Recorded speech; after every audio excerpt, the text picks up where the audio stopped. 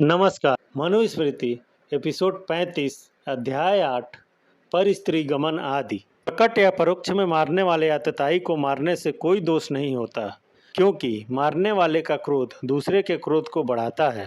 पर स्त्री संभोग में लगे मनुष्यों की नाक इत्यादि काट कर अथवा अंग भंग करके देश से निकाल देना चाहिए। संसार में वर्ण संकरता उसी से पैदा होती है, क्योंकि अधर्म जड़ काटता है, सर्वनाश कर डालता है। व्यभिचारी पुरुष पर स्त्री से एकांत में बातचीत करता हुआ 250 पर दंड के योग्य होता है, पर साधारण पुरुष किसी पर स्त्री से बातें करे तो वह अपराधी नहीं होता, न ही दंड का भागी होता है। जो पुरुष तीर्थ, जंगल, वन और नदियों के संगम स्थान में पर स्त्री से बातें करता है, उसको संभोग दूषण ही लगता है। पर स्त्री को पुष्पमाला, तेल आदि भेजना, हंसी करना, उसके गहने वस्त्र छूना, एक पलंग पर बैठना, इन सब कामों को पर स्त्री संग्रहण जानना चाहिए।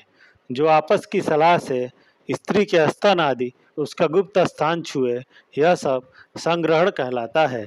ब्राह्मण को छोड़कर अन्य कोई यदि पर स्त्री संग्रहण करे तो मार डालने योग्य होता है, क्योंकि चारों वर्ण वालों को सदा अपनी स्त्रियों की रक्षा करनी चाहिए।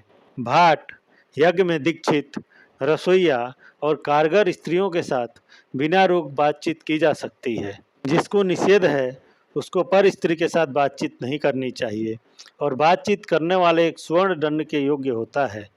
यह निषेध मनादिनट, गवैया आदि की स्त्रियों के लिए नहीं है, क्योंकि वह अपने आप ही अपनी स्त्रियों को सजाकर पर पुरुषों से मिलाते हैं, परंतु उनके साथ भी निर्जन में बातें करनी दंड कारक है, और एक भक्ता अथवा विरक्त स्त्री के साथ भी बातचीत करने से कुछ दंड का विधान करना चाहिए।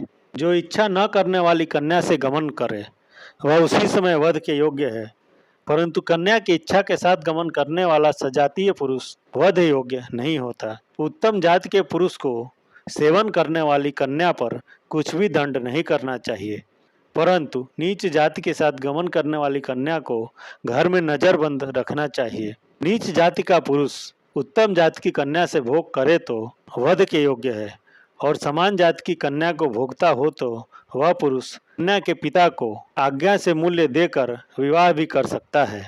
जो मनुष्य अभिमान और बलात्कार से कन्या को उंगलियों से बिगाड़े, उनकी दोनों उंगलियां कटवा दें और 600 पर दंड करें। समान जाति और सकामा कन्या को दूषित करने वाली की अंगुलियां नहीं काटना चाहिए, किंतु प्रसंग की निवृत्ति के लिए सिर्फ 200 पर्ण का दंड करना चाहिए। कन्या ही कन्या को उंगलियों से बिगाड़े तो उस पर 200 पर्ण दंड करें, और उस कन्या के पिता से कहकर दोगुना मूल्य दिलवाना चाहिए और 10 कोड़े लगवाने चाहिए। यदि कोई स्त्री कन्या को उंगलियों से बिगाड़े तो उसका सिर मुड़वा कर तथा 2 उंगलियां काट कर गद्दे पर चढ़ाकर घुमाना चाहिए। जो स्त्री अपने रूप गुण के घमंड से पति का तिरस्कार कर व्यभिचार करे, उसको राजा को सबके सामने कुत्तों से नुचवाना चाहिए, और जो व्यभिचारी पापी हो उसको तपाए हुए लोहे के पलंग पर सुलाकर ऊपर से काष्ठ रखकर जलवा देना चाहिए। यदि कोई 1 वर्ष तक व्यभिचार करता रहे तो उस दुष्ट को उक्त दंड दुगुना होना चाहिए, और व्रात्या तथा चांडाली के साथ व्यभिचार करने पर भी वही दंड देना चाहिए।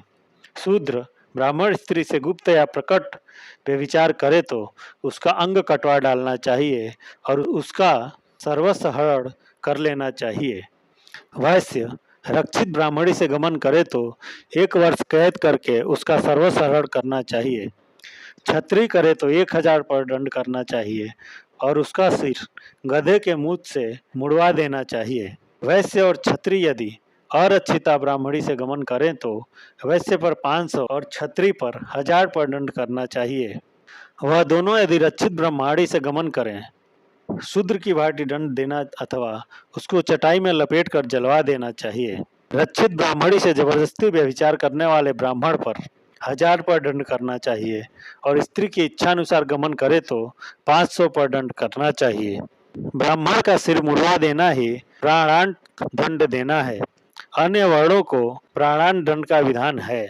जैसा भी अपराध ब्राह्मणों ने किया हो, पर उसको प्राणांत दंड कभी नहीं देना चाहिए, अपितु उसको धन सहित देश से निकाल देना चाहिए। ब्राह्मण वध से अधिक कोई अधर्म नहीं है। राजा को ब्राह्मण वध का कभी मन में विचार नहीं करना चाहिए। वैश्य क्षत्रिय से और क्षत्रिय रक्षित वैश्या से व्यभिचार करे तो इन दोनों को आरक्षित ब्राह्मणी से व्यभिचार वाला दंड देना चाहिए। यदि ब्राह्मण रक्षित क्षत्रिय या वैश्या से गमन करे तो उस पर 1000 पर दंड करना चाहिए और रक्षित शूद्रा से गमन करने वाले क्षत्रिय और वैश्य पर भी 1000 पर दंड करना चाहिए और रक्षित क्षत्रिय से गमन करने वाले वैश्य पर और क्षत्रिय का सिर मूत्र से मुड़वाकर 500 पर दंड करना चाहिए। यदि ब्राह्मण अरक्षित क्षत्रिय वैश्या और शूद्रा से व्यभिचार करे तो 500 पर दंड करना चाहिए और चांडाली से गमन करने पर 1000 पर दंड करना चाहिए। जिस राजा के नगर में न चोर है, न व्यभिचारी है, न कुवाच्य कहने वाले हैं, न लुटेरे हैं और न मारपीट करने वाले हैं, वह राजा स्वर्ग अथवा इंद्रलोक को प्राप्त करता है। इन पांचों का अपने राज्य में निग्रह करने से राजा के राज्य और यश में वृद्धि होती है।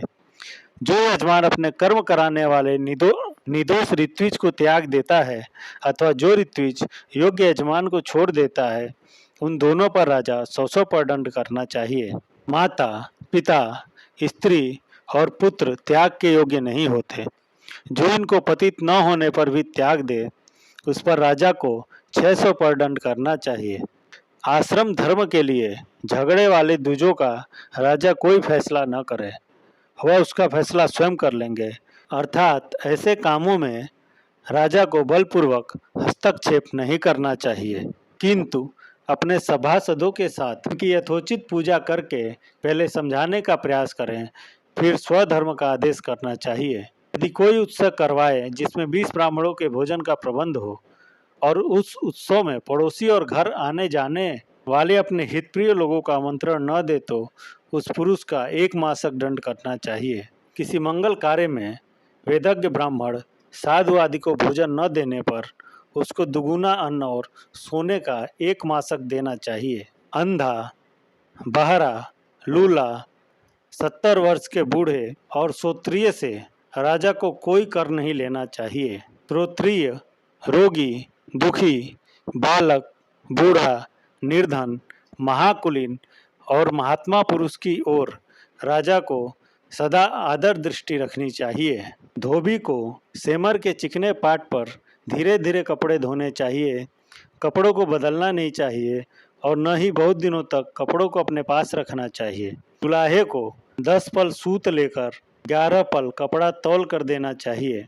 यदि विपरीत करे तो राजा को उस पर 12 पर दंड करना चाहिए। जो पुरुष चुंगी वगैरह के कामों में चतुर और हर प्रकार के व्यापारों में प्रवीण हो, उन सौदागरों के लाभ का 20वां भाग राजा को ग्रहण करना चाहिए। राजा अपने देश की जिन प्रसिद्ध वस्तुओं एवं पदार्थों को प्रदेश में व्यापारार्थ बेचने से निषेध घोषित करे, उसको लोभवश कोई ले जाए तो राजा को उसका सर्वस्व छीन लेना चाहिए।